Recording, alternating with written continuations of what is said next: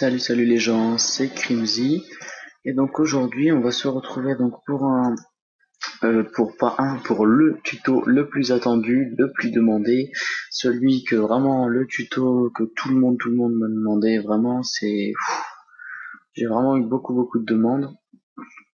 Donc juste avant vraiment juste avant de commencer ce tuto donc sur le motion tracking 3D, motion tracking 3D je précise, je vais juste faire juste une petite annonce.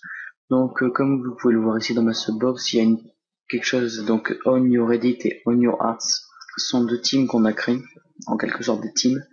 Donc On Your Edit, on est une team d'éditeurs où on poste nos edits.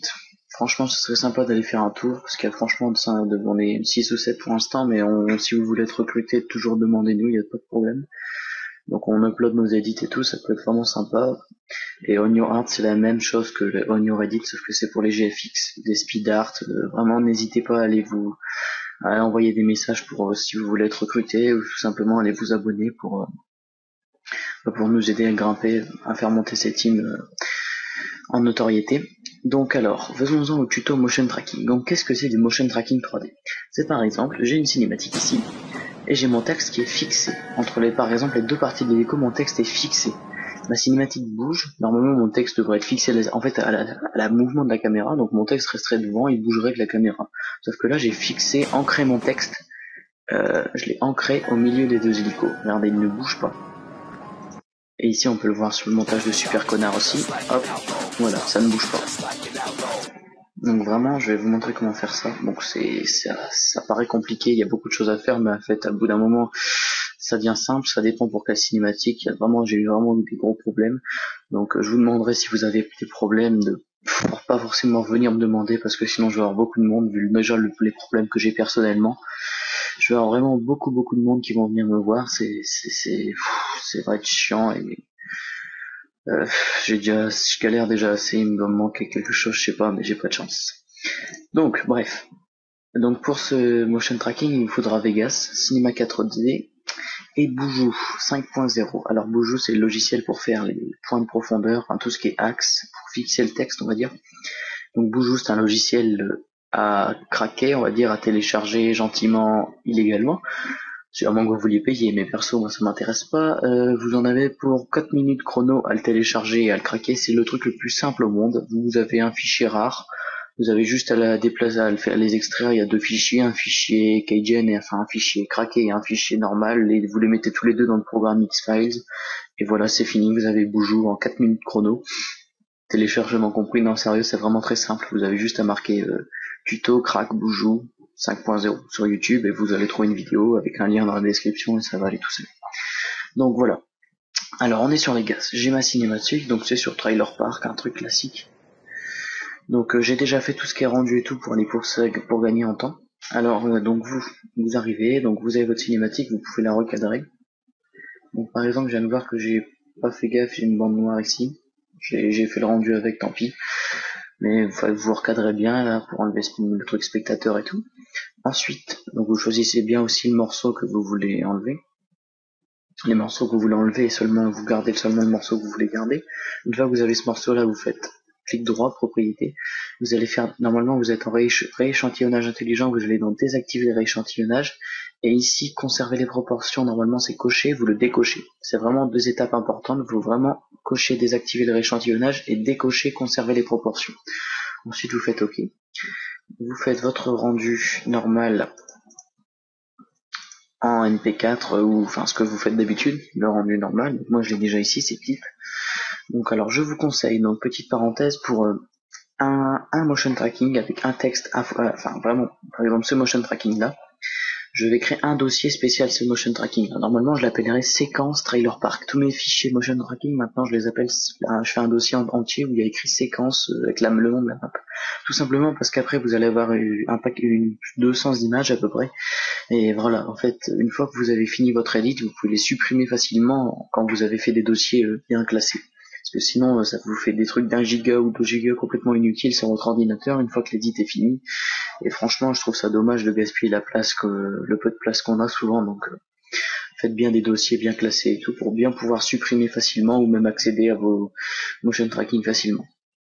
Donc dans mon dossier normalement qui devrait s'appeler séquence trailer park, donc là que j'ai juste fait un tuto motion tracking, le dossier je l'ai appelé comme ça. Vous allez enregistrer donc votre cinématique en 60 fps, le truc HD classique. Vous l'appelez je sais pas, clip, comme vous voulez, vous faites le rendu. Alors donc moi je l'ai déjà fait, hein, il est là. Et après ensuite une fois que vous avez fait ce rendu, donc vous restez, vous avez toujours votre clip dans Vegas et vous allez dans fichier, propriété, et dans fréquence d'image vous allez mettre 30. Hop. Donc vous allez avoir du 30 fps, donc là ça devrait être écrit 30, vous vérifiez bien, ou alors vous retournez vérifier dans propriété si c'est bien à 30. Donc ça va, mais une fois que vous avez ça, vous allez dans rendre en tant que, encore une fois, et cette fois donc vous allez tout simplement mettre le type en séquence d'image et vous allez mettre du PNG. Et vous allez par exemple mettre, je sais pas, comme titre, moi j'ai mis Boujou Trailer Park, tout simplement. Donc vous allez avoir une séquence d'images, là c'est une cinématique de 3 secondes, j'ai 87 images. Donc ça devrait faire, après en fonction de la durée de votre cinématique, un certain nombre d'images assez conséquent quand même. Donc vous faites votre rendu de votre côté, vous. Une fois qu'on a fait ça, on peut fermer Vegas. Donc vous faites non, vous sauvegardez pas, on s'en fiche complètement.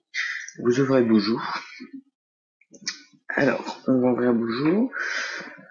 S'il va bien s'ouvrir assez rapidement, ce serait bien.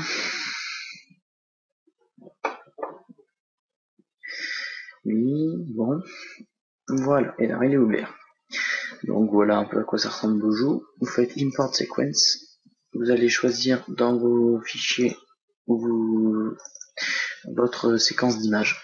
Donc le dossier que vous avez créé, normalement si vous êtes assez organisé, donc moi c'est tuto motion tracking, vous allez prendre la première image, donc celle qui est 0000, double-cliquez dessus.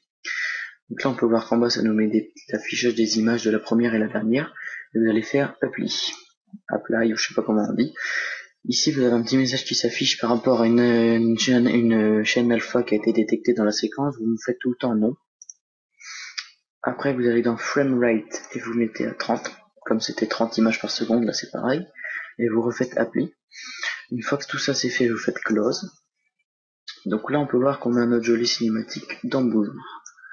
Alors une fois que ça c'est fait, vous allez dans track features, séquence 1, all frames vous le cochez, normalement il est déjà coché, et vous faites start.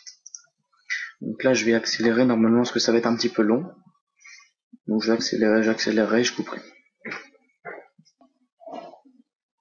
Donc voilà, je suis de retour, mon mini rendu de track features est terminé. Donc là on peut voir qu'on a plein de croix, souvent autour des obstacles. Par exemple autour de l'arbre, dans les branches, on a plein de petites croix. Ce sont des croix qui symbolisent un peu les points de profondeur, etc. Sur tout le bâtiment, là on a des croix, dans l'arbre on a des croix. Donc ces petites croix avec on voit le mouvement de la caméra et par les lignes jaunes. Donc une fois que vous avez ça, vous allez dans Camera Solve. Alors séquence 1, vous mettez All Frames et surtout vous cochez Optimize Camera Path Smoothness. La deuxième, vous la cochez et vous faites Start. Donc là ça va vous refaire un mini rendu qui est assez rapide aussi. Donc celui-là je le passe pas, il est vraiment rapide, vraiment il se fait rapidement. Voilà, c'est fait. Alors maintenant vos petites croix sont transformées en points jaunes et bleus. Alors me demandez pas la signification, pourquoi c'est bleu, pourquoi c'est jaune, j'en sais strictement rien. Mais en tout cas ces petits points vont nous être très utiles. Donc là on peut voir que j'en ai dans les arbres, j'en ai un peu partout, en profondeur, en premier plan, arrière-plan, en hauteur, en bas. Donc moi mon texte, alors faut bien savoir à peu près où vous voulez votre texte. Donc moi je vois qu'il y a des points, là je voulais le mettre à peu près ici. Mon texte je vais le fixer quelque part ici, vu qu'il y a plein de points. Donc vous allez dans Scene Geometry, vous allez ici dans Add Code from Hint. Alors vous allez donc en type, vous mettez Origin, et vous allez choisir le point d'où votre texte va commencer. Donc, par exemple, si je vais prendre ce point-là, vous cliquez dessus, ça va vous mettre un numéro de point. Mon texte va être, hop, là, il va être là. Mon texte, il va commencer là. Donc, hop, j'ai choisi ce point-là. Une fois que vous avez bien choisi votre point, vous mettez Connect to Selected. Hop. Ensuite, vous refaites Add Code from Hint. Cette fois, vous prenez X-Axis, donc l'axe X, c'est-à-dire un axe horizontal. Donc, vous allez choisir l'axe horizontal qu'aura normalement votre texte. Donc vous allez par exemple cliquer sur, moi je vais prendre un à gauche et un à peu près en face à droite. Hop, vous faites CTRL, hein, vous restez appuyé sur CTRL et vous cliquez sur le deuxième, sinon il vous en sélectionne qu'un. Comme ça, en restant appuyé sur CTRL pour le deuxième, j'ai les deux. Donc là, j'ai deux points qui sont vraiment l'un en face de l'autre sur un axe horizontal. Une fois que j'ai choisi mes deux points, je fais Connect to Selected. Donc là, on peut voir que j'ai mes deux pistes connectées. Enfin, deux pistes, deux points. Ensuite, vous refaites une nouvelle fois Add Chord from Hint. Et cette fois, vous allez dans les axes Z. Donc l'axe Z, c'est l'axe profondeur. Donc tout simplement, vous allez prendre un point qui est au premier plan, celui-ci par exemple, et un point qui est en profondeur au fond de l'image, par exemple celui-là. Donc vous avez vos deux points, hop, vous refaites Connect to Selected. Alors moi, mon motion tracking, je l'ai commencé suivant le tuto de DRZibo, qui lui apparemment n'utilise pas l'axe Y. Parce qu'apparemment, d'après ce que j'ai appris tout à l'heure, on peut utiliser un axe Y, donc un axe vertical. Donc là, je l'utilise pas. Après, si vous pouvez essayer d'utiliser, pourquoi pas. Bon, d'abord, je pense que pour essayer, vous devez faire comme moi. Donc une fois que vous avez votre axe Z, X et l'origine, vous faites une 3-4 fois ce bouton là pour bien mettre à jour tout ce que vous avez bien enregistré, pour que ce soit bien enregistré, etc. Ensuite vous faites close. Alors pour bien vérifier si vous voulez que vos points sont bien mis, vous faites ici add test object et vous allez avoir une tête de monstre qui va être en fonction de vos points, il va être en motion tracking. Alors moi perso ça me plaît pas trop que ma tête soit un peu penchée, ça veut dire que mon texte va falloir le faire tourner. Bon, on va pas se casser la tête pour le tuto, mais voilà.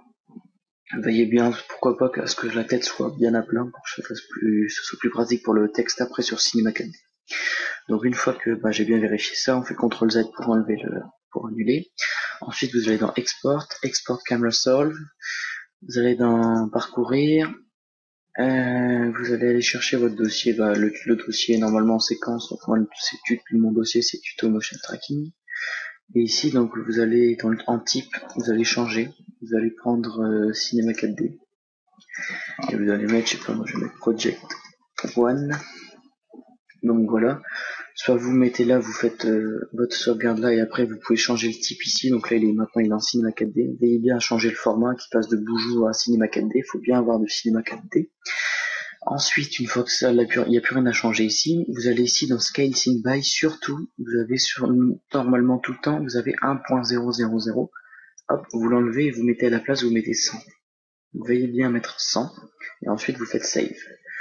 Maintenant, on peut fermer Boujou et on va ouvrir Cinema 4D. Alors, donc sur Cinema 4D, je vais faire vraiment le truc de base. Je vais pas me casser la tête parce que sinon, je vais pas mettre de lumière, de texture sur le texte, je vais juste mettre le texte. Donc vous faites ouvrir, vous allez dans votre dossier, donc moi il est là. Hop, vous prenez votre projet. Alors ici vous allez avoir importation, lightwave, machin, vous laissez tout, vous changez rien. Vous ne changez strictement rien, vous faites OK. Donc là on peut voir que j'ai des points. Et j'ai un objet, un top null object. Ce top null object, vous n'y touchez pas. Vous le laissez comme il est. Vraiment c'est important de ne pas y toucher. Ensuite vous allez ici, vous restez cliquer sur la petite icône et vous descendez jusqu'à arrière-plan. Vous allez créer ensuite ici un nouveau matériau. Alors, vous double-cliquez sur votre matériau, vous faites clic droit modifier, ça revient au même. Dans couleur, vous allez ici dans texture, charger une image. Alors là, vous allez devoir charger le clip. Le clip en 60 fps, donc vous avez fait le rendu un peu plus tôt. Ce clip, normalement, voilà. Sur la boule, on va avoir un peu l'image à peu près au milieu du clip. Et ce matériau, on va le glisser sur arrière-plan. Donc maintenant, on peut voir que j'ai ma map Trailer Park. Donc, ensuite, on va cliquer ici sur mot graphe et vous allez dans mot texte. Donc là, on peut voir que j'ai un texte qui est affiché, un texte basique. Donc on va le changer, on va mettre hop, Crimley. Hop, je vais changer la police. Rapidement, s'il veut bien s'ouvrir. Oui, s'il veut bien s'ouvrir. Vous allez mettre, vous mettez votre police que vous voulez, que vous utilisez d'habitude. Hop, moi je mets juste les couvercles. Voilà, pour que ce soit mieux. Donc là, ça donne ça en gros pour l'instant. Donc après, bon, le problème c'est que mon texte moi est complètement penché. Alors normalement, il faut éviter de bouger votre texte, il faut qu'il soit vraiment à la source. pour qu'il n'y ait aucun problème en faisant le rendu, pour que ça fasse aucun problème. Euh, donc personnellement, là je le sens pas. Je sens que je vais y toucher pour que ce soit mieux, mais je sens que ça va bugger en faisant le rendu. Donc tant pis, il faut vraiment éviter d'y toucher. Hop, je vais le faire tourner un peu.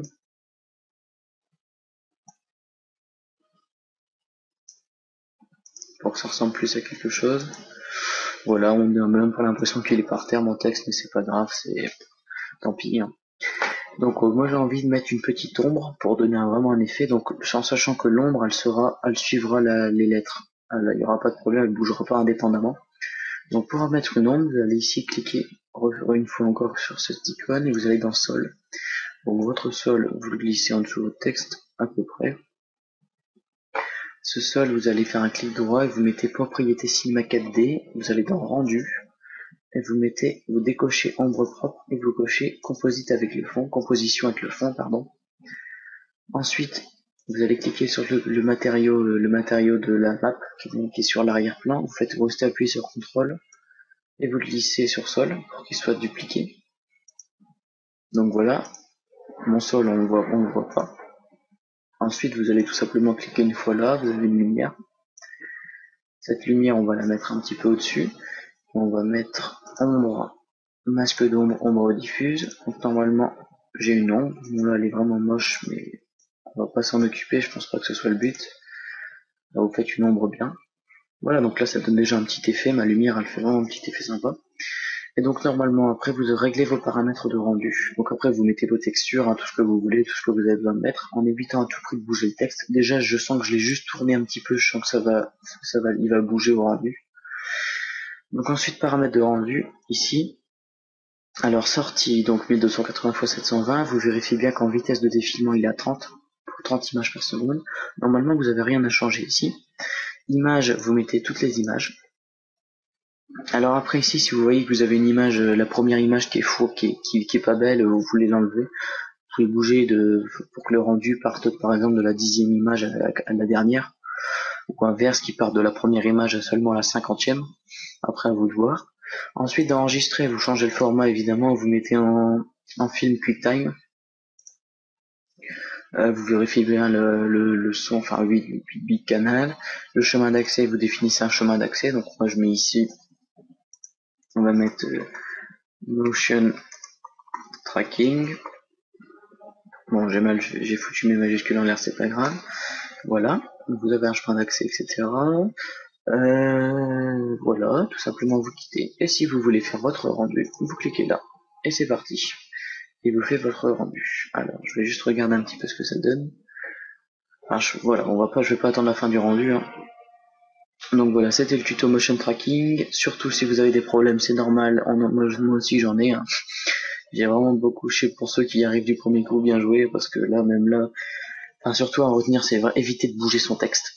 Une fois qu'on met le mot texte, on évite de le bouger. Et on peut à la limite le tourner, mais surtout pas le bouger.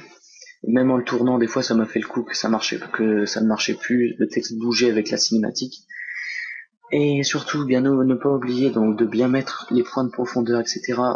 sur Boujou en fonction de l'emplacement où vous voulez mettre votre texte.